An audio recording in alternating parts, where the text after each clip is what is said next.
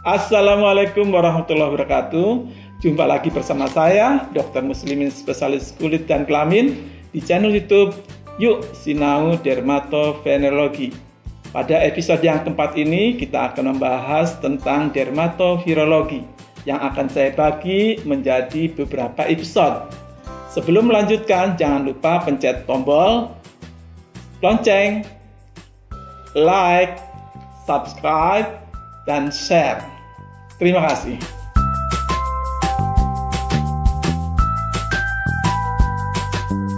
Materi yang akan saya bahas, yang pertama adalah Verruca vulgaris, kedua Condyloma acuminata, 3 Molluscum contagiosum, 4 Herpes zoster, 5 Morbilli, 6 Varicella, 7 Herpes simplex.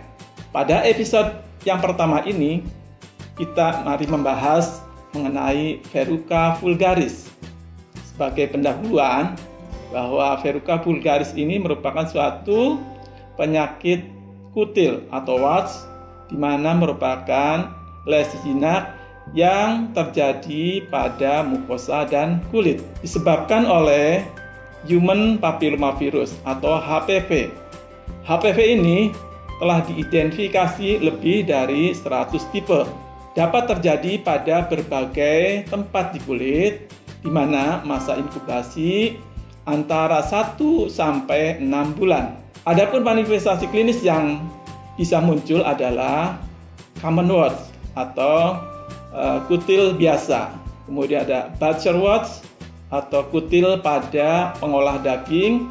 Kemudian filiform warts adalah kutil yang berbentuk filiform. Kemudian yang berikutnya adalah focal epithelial hyperplasia. Yang ketiga adalah deep palmoplantar warts atau myrmecia. Yang berikutnya adalah flat warts. Yang berikutnya epidermodysplasia verruciformis. Berikutnya plantar cystic.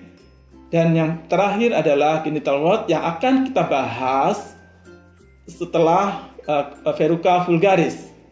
Penyakit ini dapat ditularkan langsung ataupun tidak langsung, di mana pada epitel yang tidak normal, yang rusak, terjadi peningkatan dari timbulnya kutil. Pengobatan mungkin bisa kita jumpai mengalami kesulitan. Kadang atau seringnya bahwa penyakit ini dalam beberapa tahun akan hilang spontan. Beberapa subtipe yang memiliki atau berkaitan dengan keganasan, yaitu termasuk tipe 6, 11, 16, 18, 31, dan 35. Perubahan ke arah keganasan biasanya terlihat pada pasien dengan kutil kelamin dan pasien dengan imunokompromis. Tipe 5, 8, 20, dan 47 merupakan tipe yang dapat memiliki potensi terjadi onkogenik, di mana akan memacu epidermodysplasia verruciformis. Kita bicara terkait dengan etiologi. Apa sih etiologi dari Verruca vulgaris ini? Virus ini dikenal bereplikasi atau membelah diri pada bagian atas epitel. Tetapi partikel virus juga dapat ditemukan pada lapisan basal. Pada common wart berkaitan dengan tipe 2 dan tipe 4. Ini sekitar 90%, diikuti oleh tipe 1, 3, 27, 29, dan 57. Flat wart atau kutil datar disebabkan oleh tipe 3, 10, dan 28. Di palmoplantar warts yang disebabkan oleh tipe 1, ini paling sering ya, diikuti oleh tipe 2, 3, 4, 27, dan 57. Sedangkan cystic wart disebabkan oleh tipe 60. Pada focal epithelial hyperplasia disebabkan oleh tipe 13 dan 32. Butcher wart disebabkan oleh tipe 7. Epidemiologi. Pada penyakit ini, kita lihat frekuensinya, di mana penyakit ini terjadi pada seluruh dunia, di mana sekitar 10% pada populasi di anak usia sekolah. Prevalensinya sekitar 10-20%. Biasanya terjadi pada orang-orang dengan imunosupresi dan orang yang menghandle daging. Kita lihat usia. Pada usia berapapun penyakit ini akan bisa terjadi, meskipun juga jarang pada bali dan balita. Prevalensi akan meningkat di antara usia sekolah dan puncaknya sampai usia 12-16 tahun. Kalau kita lihat berdasarkan ras, maka orang kulit putih memiliki kecenderungan 2 kali lebih banyak dibandingkan orang kulit hitam atau orang Asia. Di sini tidak ada perbedaan seks, baik laki-laki dan perempuan, semuanya sama. Kita bicara terkait dengan patofisiologi. Sekitar 100 subtipe dari HPV ini, ya, hanya beberapa yang cenderung untuk menginduksi atau memacu kanker, termasuk tipe 6, 11, 16, 18, 31, dan 35. Perubahan ke arah maligna terjadi pada individu yang mengalami kutil kelamin ataupun imunokompromis. HPV tipe 5, 8, 20, dan 47 juga memiliki potensi untuk terjadinya malignansi pada individu-individu yang bisa menimbulkan epidermodisplasia verruciformis. Kondisi ini, penyakit ini biasanya adalah jinak atau benign, ya. Kadang-kadang ya menjadi maligna atau berkembang menjadi yang kita kenal sebagai karsinoma verrucous. Karsinoma verrucous biasanya tumbuh ya perlahan. Diklasifikasikan sebagai diferensiasi baik sel squamosa yang sering dianggap kutil biasa. Dapat terjadi pada bagian manapun di badan, bisa terjadi di daerah permukaan plantar. Kanker verrucous jarang menyebar, tetapi dia akan bersifat destruktif lokal. Pada saat kita menegakkan diagnosis, tentunya kita akan melakukan anamnesis. Pada anamnesis, biasanya kutil tidak memiliki gejala, hanya merasakan adanya penonjolan. Biasanya ini menimbulkan gangguan kosmetik dan pasien jarang ya merasakan nyeri. Pada kutil plantar dapat dirasakan nyeri karena kompresi atau tekanan dan friksi yang ekstensif yang dapat menimbulkan perdarahan. Pada daerah plantar yang besar dapat mengganggu gerakan dan juga pada saat memakai sepatu. Pada pemeriksaan fisik, kutil dapat muncul sebagai pertumbuhan papuler dengan kontur dan permukaan yang irregular. Diameter dari lesi bisa bervariasi dari 1 mm sampai beberapa sentimeter. Kebanyakan kutil terlihat pada ekstremitas bawah dan ekstremitas atas. Ini adalah common word yang biasa kita temui dengan ukuran yang bervariasi dari kecil sampai beberapa sentimeter. Selanjutnya, ini adalah jenis butterwort, di mana kita dapat jumpai pada orang-orang yang sering mengolah daging, biasanya pada jari tangan. Berikutnya, ini adalah filiform, bentuk seperti tonjolan memanjang, bisa dimanapun, biasanya tunggal.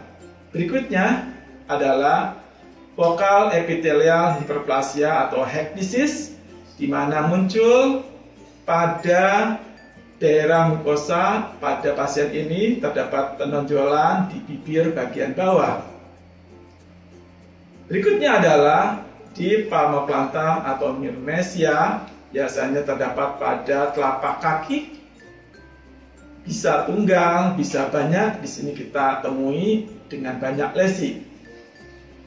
Berikutnya adalah ini adalah flat wart atau kutil datar, di mana permukaannya datar. Biasanya kita jumpai beberapa buah. Berikutnya adalah, barangkali masih ingat kita ini kejadian di daerah Jawa Barat, di mana seorang pasien menderita pertumbuhan yang pada saat itu dikenal dengan manusia akar. Ini adalah epidermodysplasia verruciformis, di mana terjadi pembesaran pada telapak kaki bagian plantar, bisa juga di tempat yang lainnya. Yang di sini yang dominan adalah di telapak kaki. Berikutnya, ini adalah kystic plantar wart. Jadi ada penonjolan, bisa juga kista epidermal diagnosis bandingnya. Tetapi kalau kista epidermal itu ada pada daerah-daerah yang memiliki kelenjar sebasea. Kita tahu bahwa di telapak kaki tidak memiliki kelenjar sebasea, maka pilihan dari diagnosisnya adalah kutil yang berbentuk kistik seperti yang terlihat di gambar ini. Pada pemeriksaan laboratorium dapat kita lakukan imunohistokimia, di mana struktur protein dari HPV dapat menjadi konfirmasi akan adanya suatu virus, tetapi ini memiliki sensitivitas yang rendah. Identifikasi DNA virus dengan menggunakan Southern blot hybridization lebih sensitif dan spesifik untuk HPV. Kita juga dapat melakukan PCR atau polymerase chain reaction, di mana kita melakukan amplifikasi dari DNA virus sebagai pengujinya. Meskipun HPV dapat dideteksi pada lesi-lesi awal, tetapi belum tentu juga selalu ada pada lesi-lesi yang lanjut. Biopsi dapat dilakukan pada diagnosis yang meragukan. Pada gambar ini terjadi hiperkeratosis di permukaan atas, kemudian akantosis pada stratum spinosum, dan juga ditemui adanya sel-sel yang mengalami koirositosis. Pada verruca vulgaris, gambaran histopatologi berupa akantosis, kemudian epidermal hiperplasia, kemudian adanya papillomatosis, kemudian ada parakeratosis, ada hipergranulosis, kemudian adanya pembuluh darah yang lebar, kemudian adanya sel-sel di stratum corneum yang lebih tebal, juga ada sel-sel darah merah. Terdapat pemanjangan Reterich, di mana dia ada pada menuju ke arah lapisan granuler. Sel-sel yang terinfeksi dengan HPV memiliki granul keratohyalin yang kasar, dan juga ada koilositosis atau sel-sel yang mengalami di situ ada vakuolisasi.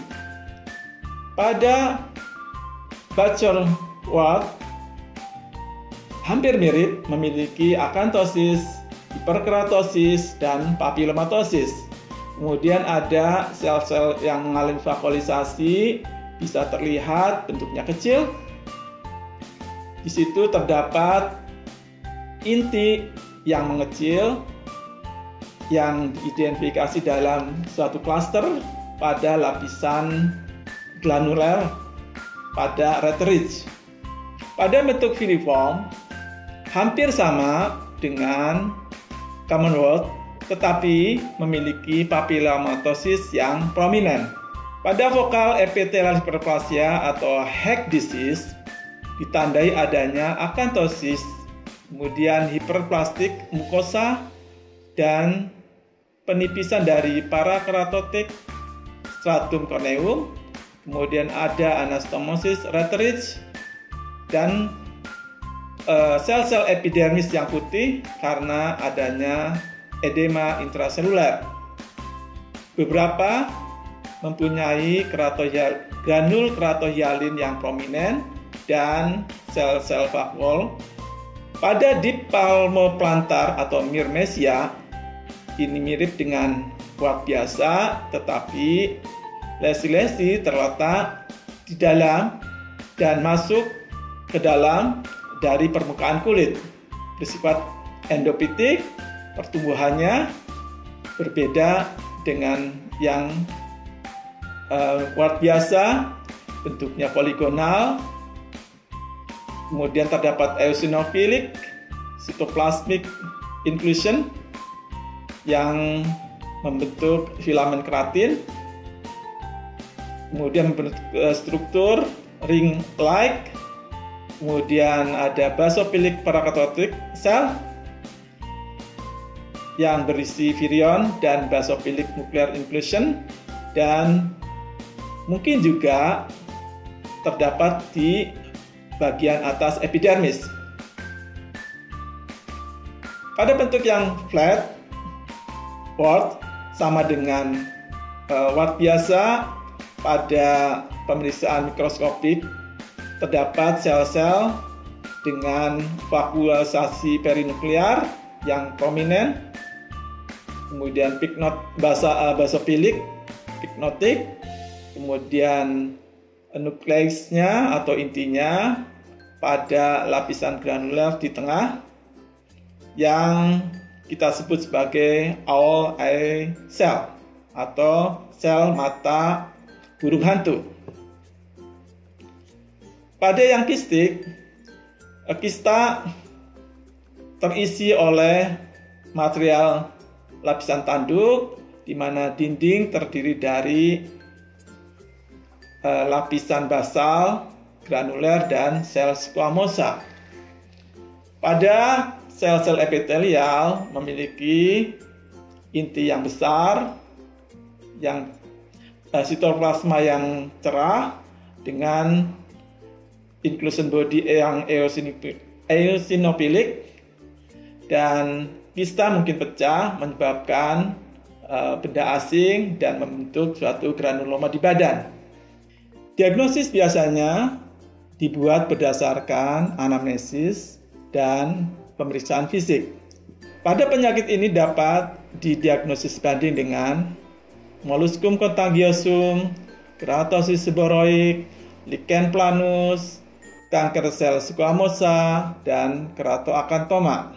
Penyakit ini dapat diobati tergantung dari gejala, kemudian keinginan atau kemauan dari pasien, dan juga biaya.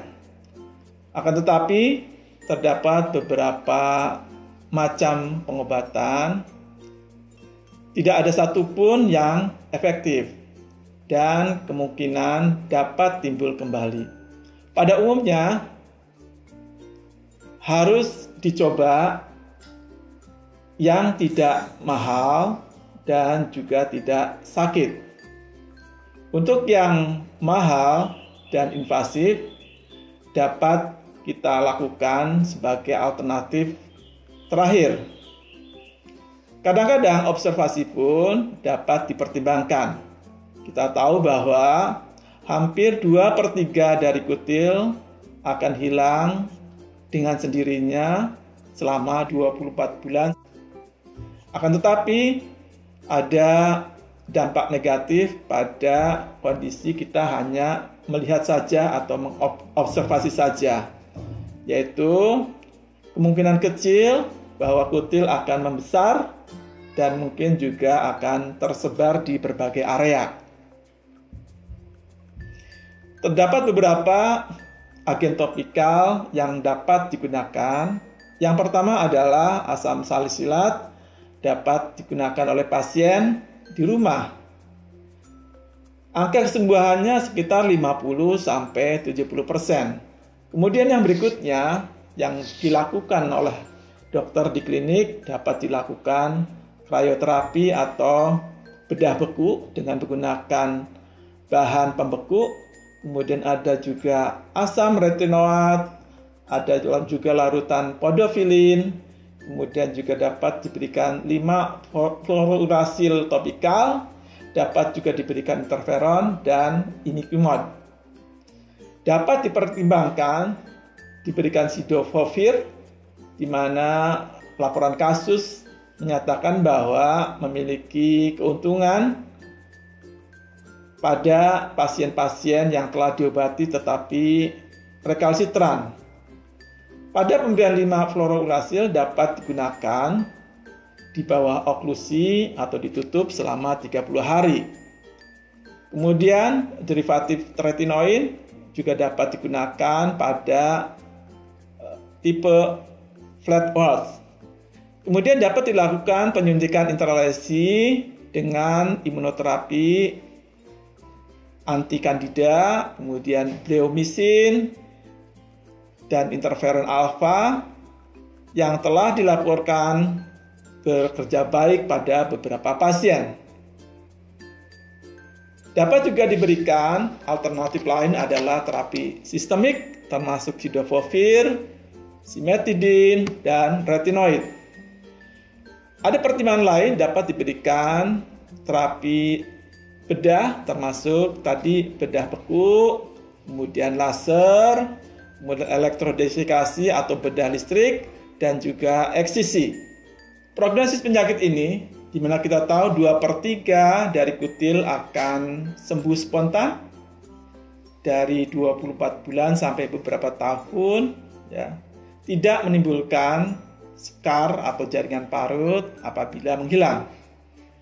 Hampir seluruh terapi topikal dapat memiliki potensi menimbulkan skar, baik moderat maupun berat. Apabila mengalami kegagalan dalam pengobatan ini, maka dapat menimbulkan nyeri dan juga gangguan kosmetik. Perubahan ke arah maligna dapat terjadi tetapi jarang, biasanya menjadi karsinoma varikosa, di mana paling sering terjadi atau ditemui pada daerah permukaan plantar. Sekian materi yang dapat saya sampaikan dengan judul Verruca vulgaris, dan jangan lupa tekan tombol lonceng, like, subscribe, and share. Sampai bertemu di materi selanjutnya. Terima kasih. Wassalamualaikum warahmatullahi wabarakatuh.